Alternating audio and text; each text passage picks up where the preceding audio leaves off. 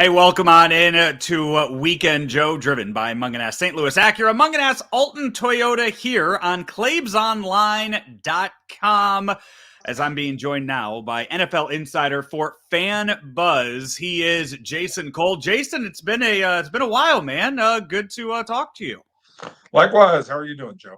I'm doing good. I think a lot of longtime listeners of mine will remember all of the work that you did during the relocation process so many years ago with the Rams leaving St. Louis. And before we get into all the games that we saw last weekend and we're going to see this weekend, as that went away, we saw the settlement happen here in November. How closely did you follow that from a national standpoint? I was really fascinated because I thought that lawsuit had real teeth to kind of tear open some flesh on the NFL. I'm probably making that a little too gruesome sounding, but no, I thought that lawsuit would have been fascinating to uncover a lot of information about the NFL and how it does business. I was really looking forward to testimony. Um, the interviews that were done already were fascinating to me about the league, but that's sort of insiderish. So I don't think that the public really, at the end of the day, the public doesn't care how the sausage is made. I'm fascinated by it, but I think the public is just like, who's playing and when? Do we have a team or not? And ultimately, in St. Louis, the question was, are we going to get some money out of this?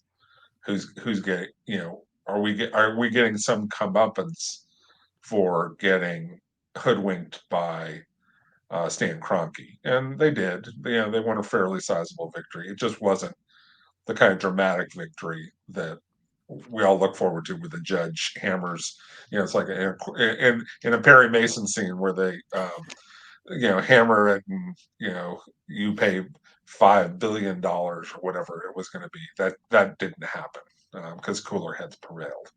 You mentioned, yeah, that my thought process behind, because I would have people from other markets ask, this is such a big deal. Why aren't we hearing about it? And I always said it was, the reason people in Dallas didn't hear about it was because it didn't affect the Cowboys on the field at all. Nobody cared what was going on with football. But yeah, if Jerry Jones would have had to take the stand and open the books, and then you started to see some other things come from that, and maybe open some eyes, then yeah, maybe you grab some attention from it.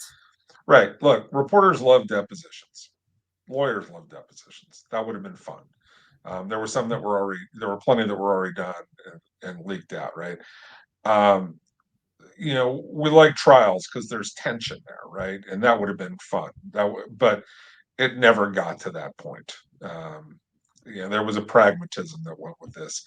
And at the end of the day, all that lead up pragmatism kind of stuff is just minutia that's not on the field. So fans don't care about that. They don't care about it until there is actual drama. And again, turn on some legal eagle show, like where people are on the stand and things are uncovered. That has drama.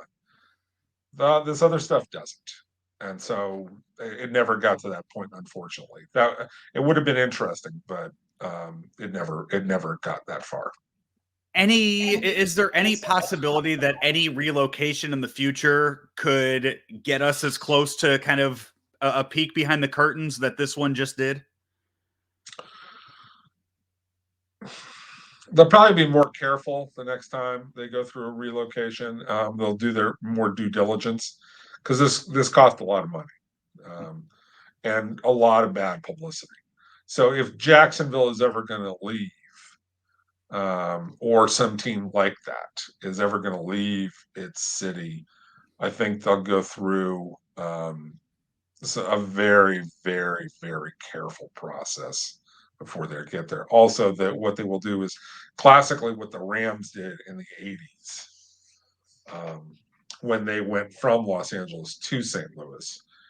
They basically killed the product so that nobody cared that the team left. Because I grew up a Rams fan in Los Angeles. And effectively once they went to Anaheim, like I don't live in Anaheim. We don't care about Anaheim. We don't care about Orange County. That was the first step towards them kind of killing the product.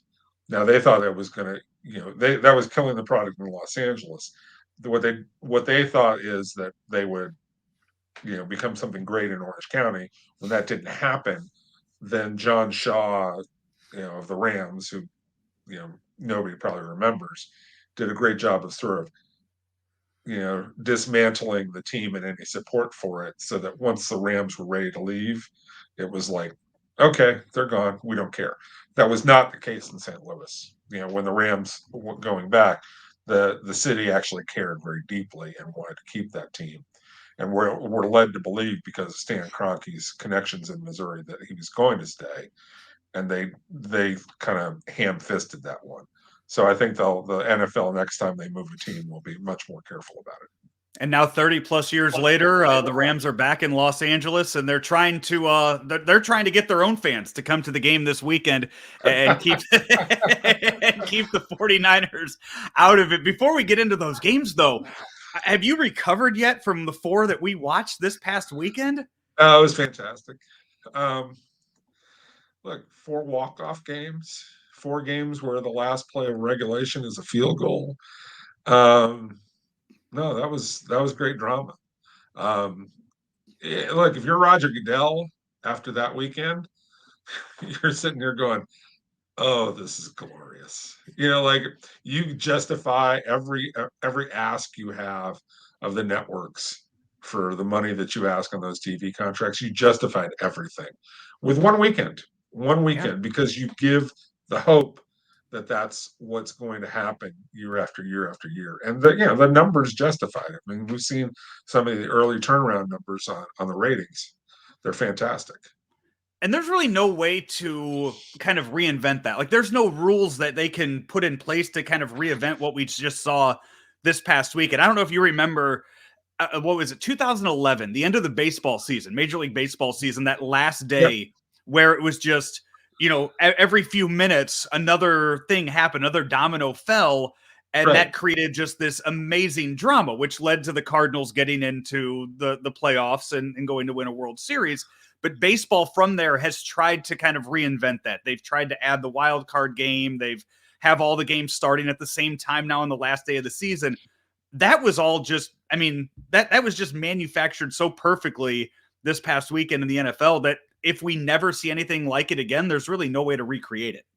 No, I think March Madness in basketball is the closest thing you get, because you've got so many games going on at one time, and there's this flurry of events. So I think that's the closest when you can have that many games and that many opportunities. But no, I mean, like, they got lucky, and we all got lucky to have a day like that, and every once in a while, Jupiter aligns with Mars, and that happens. But no, manufacturing it is very, very difficult.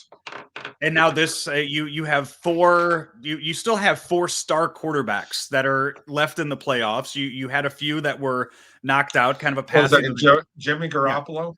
Yeah. He's made it to a Super Bowl already, and his playoff record is good enough to where you can make the guy. I mean, you can make him a face of the franchise, right?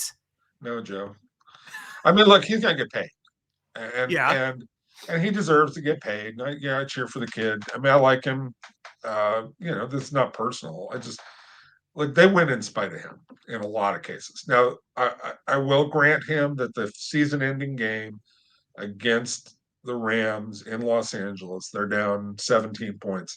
He does an amazing job. Hats off to him. But there are still times, when he starts to get outside the pocket and he's looking on the sideline, you're like, oh, here it comes. Here comes that interception. Here comes that play where, he's going to throw one. So, he is just, in critical moments, he misses too often.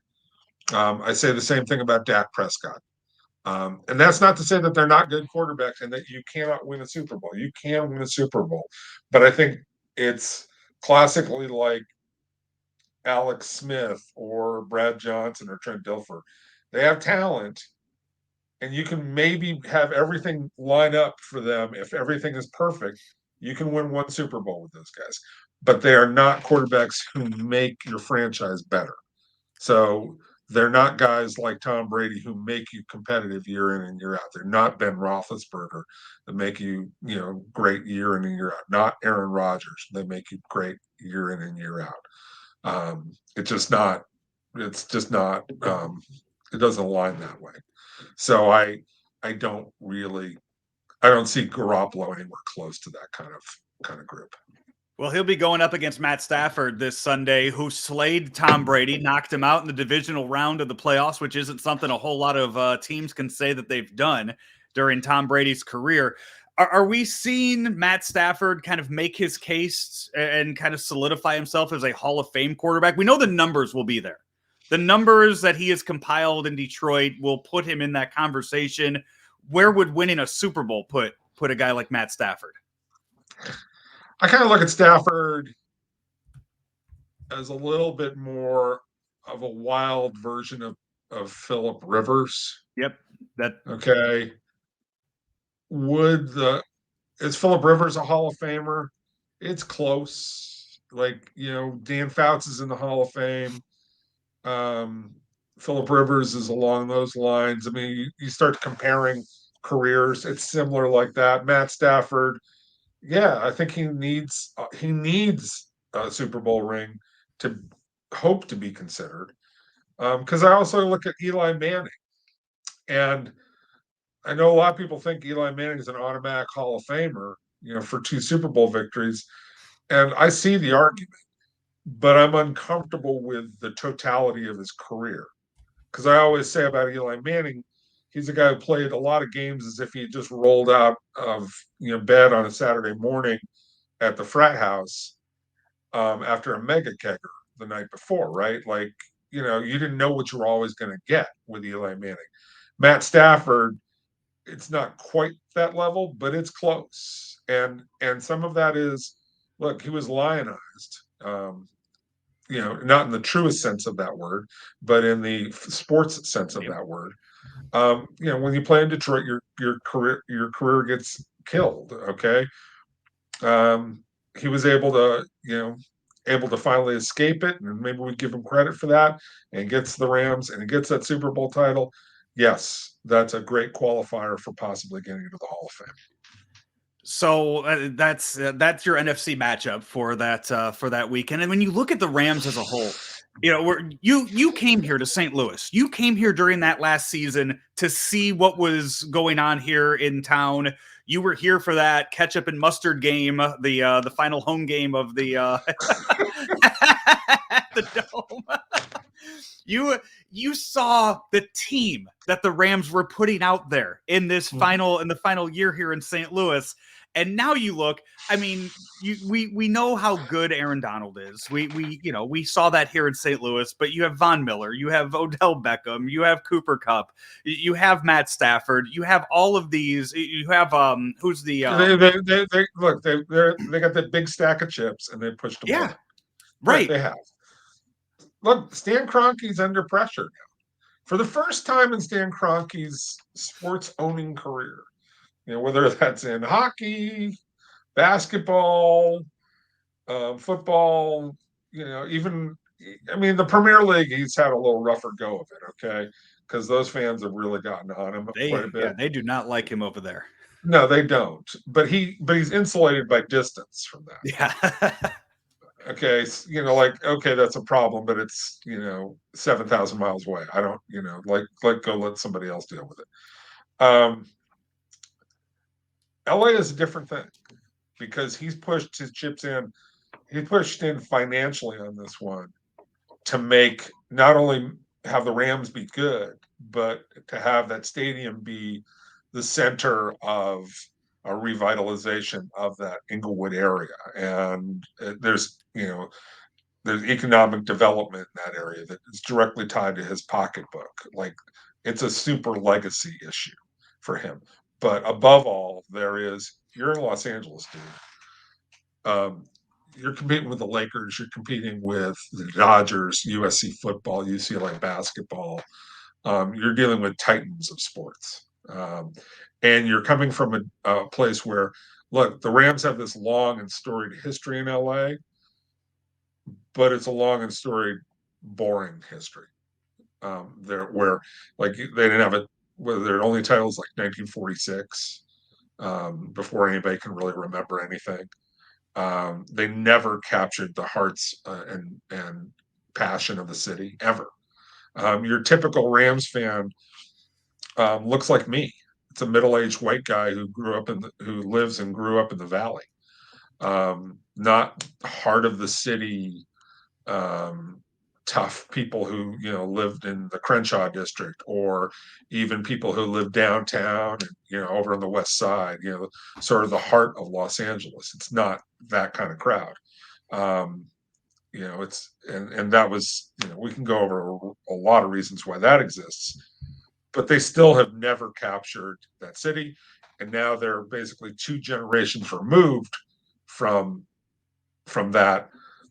I think there aren't a lot of Rams fans in Los Angeles. There aren't a lot of tried and true Rams fans, which is why the 49ers, basically their fans owned that last game of the season. They came in there and they bought up a bunch of tickets, and there's still that fear that they will do the same thing, because no matter what you can say, Rams fans don't really exist. I have this argument with Sam Farmer of the LA Times a lot. Sam grew up in Los Angeles just like I did. But there has never been that kind of passion for the Rams ever. What is that? What is SoFi going to sound like on Sunday? What do you It's what do gonna you be. I mean, predict? look, it's gonna be loud. It's gonna be fun. I mean, like, it's a it's an NFC Championship game with the Super Bowl on the line. I mean, there'll be passion for that game. It just doesn't come from a place of history. It's not like going to a Red Sox game or a Cardinals game, Cardinals baseball game in St. Louis, where you've got you got grandpa, dad, and kid who are all fans of the team and have been for 50 or 60 years, right? Like, that doesn't exist in Los Angeles. Someday it might, but it doesn't exist now, and it takes a long time. And that's what that's what most owners never get. Most owners never understand the fact that this is a long-term play, okay? And to really capture the hearts and minds of people, it has to be generational. So on the other side, the AFC Championship game, we already saw what I think is the AFC Championship game between the Bills and the Chiefs. I thought going into that, the winner of that game was off to the Super Bowl. But you know what? Joe Burrow just keeps winning. He keeps winning big games. He did it in college. He's doing it now in the playoffs in the NFL. When you look at Patrick Mahomes and Josh Allen, is Joe Burrow going to be next? Are we going to have a nice trio of young star QBs for the next decade? Well, God, I hope so, because we got a bunch of them retiring, don't we? So Yeah. we need quarterbacks in this league. I mean, look, Patrick's already there. Josh Allen, he's not quite at Mahomes' level, but he's not far behind. And Burrow, just he's a latter day version of Joe Montana, right? And they put weapons around it. They put really good weapons. And Joe Burrow, less than a month ago, beat Kansas City in Cincinnati, right? A very impressive game. So, yeah, Joe Burrow has arrived. I think that game serves 2 ways. I think it makes the Cincinnati believe that they can win this game, which is important. But I also think, worse for Cincinnati, it makes Patrick Mahomes angry, because an angry Patrick Mahomes, and not angry necessarily, but focused Patrick Mahomes, when he feels like his place, his pedestal is being challenged, that's where he raises his game just another level. And as long as the people around him are healthy and ready to go, not like the Super Bowl last year, where he just, he didn't have enough help. But as long as everybody's healthy around him, I think he rises to that occasion. And I think he looks back at that game less than a month ago and says, I'm not going to let that second half happened. We scored 27 points in the first half, and we only scored 3 in the second half. We let that team come back on us. We let that team back in. We're going to go and we're going to crush them this time. Any better in some respects, because look, we've seen the Chiefs' pass defense. If they can't get pressure on Burrow with their front four, if they're leaving it to the guys in the back end, I mean, this game's going to be possibly in the 40s. It seems like the Bengals, it's, you know, they're maybe a year or two too early when they're there, that they're ahead of schedule for that. Maybe. So it's just kind of throwing it all out there and saying, hey, whatever happens, happens. Yeah, but they're a year ahead of schedule because they were really smart to go get Chase, who had already worked with Burrow, right? So you've got a guy who's on page, your number one receiver and your most talented receiver in a very good receiving corps, because they've got Boyd and they've got Higgins. But your number one receiver knows the quarterback so intimately. That sped up the process. It was I don't even know if they know how smart that pick was, right? Because everybody's talking about take the left tackle. Now they're a year ahead because they still haven't fixed the offensive line enough to really make that team truly explosive. And so they'll have an opportunity this offseason to do that and to really make them, send them even further. But look, they're there with their weapons. They're, like between those three receivers, Burrow, and you've got Mixon back there and Uzama at tight end, like you've got all the weapons that you need to run a great offense that can win a Super Bowl. The question is are those weapons and everything else enough to cover for weak offensive line, defense that is suspect at certain times? It has pretty decent pass rush, but the back end can be had. Those kind of things. We'll see. Okay, so three of the four quarterbacks stars in the league this weekend. One of the you mentioned all the quarterbacks retiring. One of your most recent articles on fanbuzz.com is about the 2022 Hall of Fame class and who's going to be going in. It's interesting to look ahead and see that there's a possibility this year we could see Brady retire, Roethlisberger retire, and Aaron Rodgers all step away from the game. That'd make a hell of a class in a 5-6 years from now. Well, yeah, 5 years from now, if those three retire, pretty much it's a very short discussion.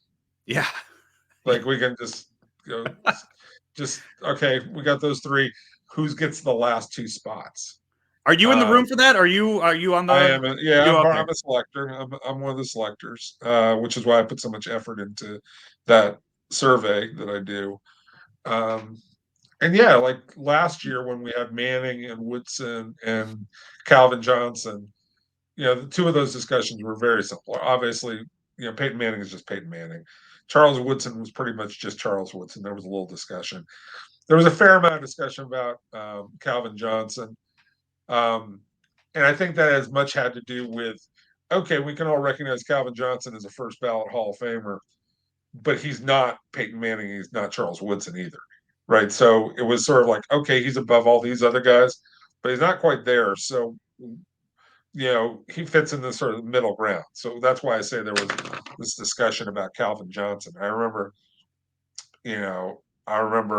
talking to a couple of people about it. And it made really tough for the last two spots because we had, basically 12 guys left over for two spots. That's what, if you fast forward to 5 years from now, and again, if you get Brady, Rodgers, and Roethlisberger, I'm trying to think, I thought there was one other player in this year who might retire, who might make it complicated. It's escaping me at the moment. The discussion, what happens is the real focus of the discussion becomes the other 12 guys. Mm-hmm. That's where it shifts. It's not even about the obvious guys. So I know, this year locally, everyone will have their eyes on Torrey Holt because after Calvin Johnson, he's at one level, and then you have a lot of receivers that are at that level below where Calvin Johnson was, and Torrey Holt's in that discussion there. He'll a finalist once again for the Hall of Fame. And where do you rank it? How do you? I mean, what goes into that conversation to figure that out? Well, if you look at my survey, which again is 352 former players, current and former executives, current and former coaches. Among those 352 are 21 Hall of Famers. I don't name them, but it's a pretty good list that I've put together over all these years. Um, like if you look at the results of that, it's hard to sort them out. Reggie Wayne was number one among them. Torrey was two, but he was only like 10 votes behind Reggie, and then Andre Johnson was like another 10 votes behind Torrey. Like it's hard to sort out that group within it. It's really, really difficult to figure out which one should go in. But what we end up with is, it's big logjam because there's other receivers who are behind those guys. Like there's Steve Smith, from Carolina and Baltimore, who was a terrific player. Who I love him.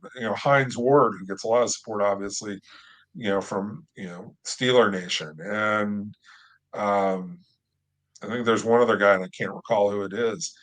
I mean, we're going to end up with probably 4 or 5 of those guys are going to end up in the finalists year after year after year, and it's going to take probably 3 to 4 years to get through those groups, especially when, as we just talked about, there could be 2 or 3 obvious first ballot guys who come up next year, or certainly within the next 2 to 3 years.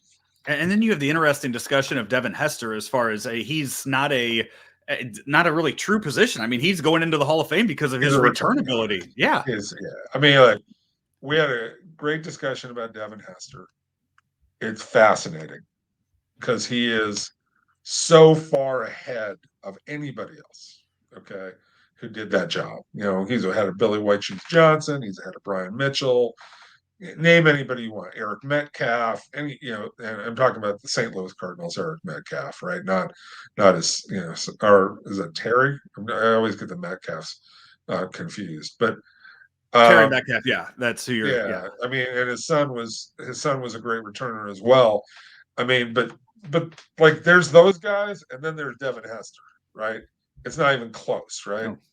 It's not. And Devin Hester was the kind of guy that, when you're at a game and you're covering a game, it's like, okay, I need to go to the bathroom. I want to grab a soda.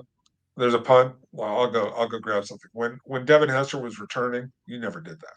Mm-hmm. You're like, this is the reason I come to watch the Bears. I don't need to watch the Bears offense most of the time. That's when I can get a soda or go to the bathroom. I'm waiting for I'm waiting for the punt return, the kick return team, so I can see Hester. At the same time, Devin Hester wasn't a receiver. He never figured it out. I mean, they tried. He couldn't do it. And that, to me, is a mark against him a little bit. Because if I'm going to compare him to guys who got on the field full time, who proved it, Holt proved it. Reggie Wayne proved it. Andre Johnson proved it. They could play full time. Devin Hester proved that he couldn't play full time. So I'm bothered by that a little bit. The other thing is, okay, and Steve Smith is a great example of this. Steve Smith was a really great return man, but he was so good that they wanted to put him on offense full time, and they turned him into a wide receiver. And so instead of being a return guy, they're saying, "Look, we're going to save you, and we'll go have somebody else return."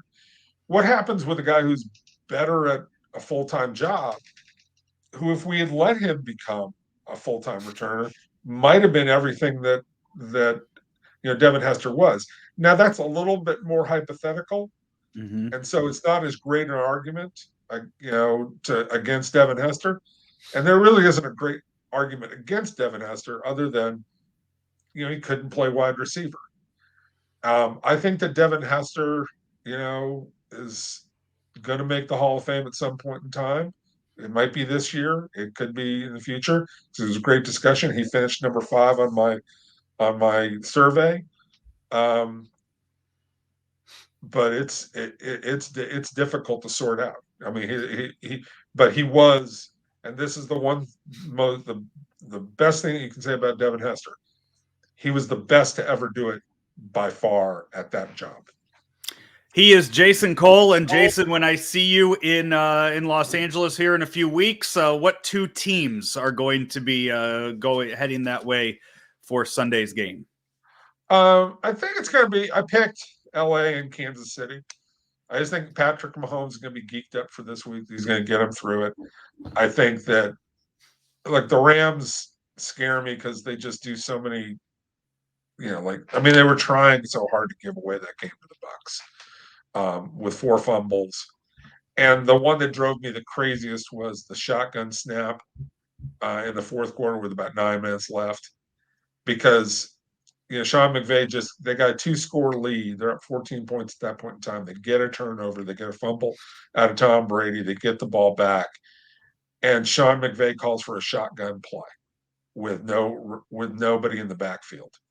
Like, look, dude, at least show the run. Like, this is the time when you're supposed to be running clock. Show the run. And so it makes me think that this team hasn't thought out the obvious things that you're supposed to do, and is going to find a way to give this game away against a great defensive team, particularly a great defensive front. But at the same time, I think, like, the Rams are just too hot right now offensively. They're going to come up with 24 to 27 points in this game, and I don't see Jimmy Garoppolo being able to get them there. And the 49ers did a great job in Green Bay, but when you win a game, when you block a kick and then you block a punt and return it for a touchdown, that's as random a game as you're ever going to ever see happen, right? Like, that doesn't duplicate itself very often.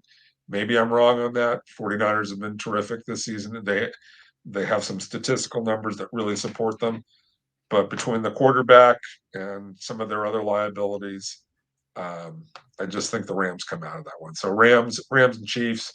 It'll be a repeat of that regular season game from, what was it, 2019? Oh, the game that was the one that was supposed to be in Mexico, right? Yeah. Yeah, and that turned to be so wild. I mean, that game was so much fun. Maybe it becomes like that. That would be a great Super Bowl. The old Governor's Cup. That's what we called it here when they would meet in the preseason every season. When it was St. Louis against Kansas City, the fight for the Governor's Cup. What is it? I-80? Is that the connects? 70. I-70. So that'll be the I-70 series. But in LA, a little further extended. A little further, yeah. Add I-10 in there as well. Yeah. Jason, thank you so much. I will see you in a few weeks. All right, absolutely. Thanks a lot, Joe. Be good. St. Louis Acura was the #1 Acura dealer in Missouri in 2021, and we were the 17th in the nation for Acura sales volume. We sell over 100 pre-owned vehicles monthly, and we service all of the makes and models that we sell. We are waiting for verification of our 30th Acura Precision Team Award, the only dealer in the nation with so many awards for customer satisfaction and dealership performance. We have 300 pre-owned vehicles in stock right now. St. Louis Acura, better than ever for you.